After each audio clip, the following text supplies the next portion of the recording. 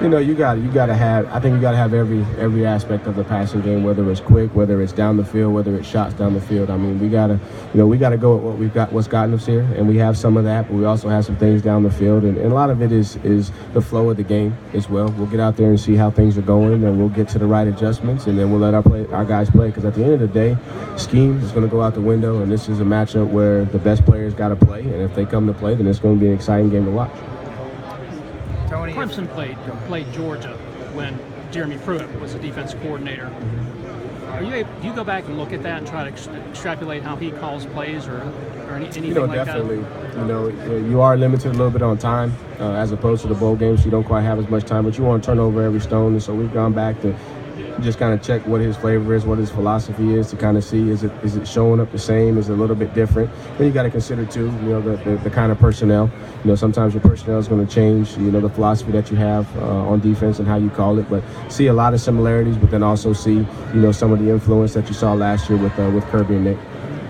Tony, if somebody gave you 6 days from zero to call plays and get ready for a championship game, could you do it? I mean, you know what I'm talking about. It's so easy. Yeah. You know, I think that's a different question. If I would have had 6 days to call plays versus Oklahoma, I'd probably been peeing down my leg. I had several weeks to get ready with Jeff and myself in our first opportunity to call plays versus Oklahoma. But, you know, Steve has been in a situation where he's called plays before. He's been there all year.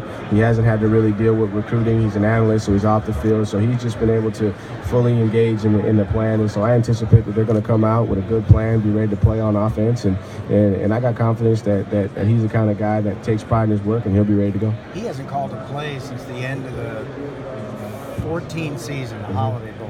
Is there any significance to that? That's like Nick taps him on the shoulder and says, by the way, you're the guy for the championship. You know, I don't know the dynamics of their relationship and how things go, you know, within their building. I just know that Nick is regarded as one of the best in the business, and he's earned that right.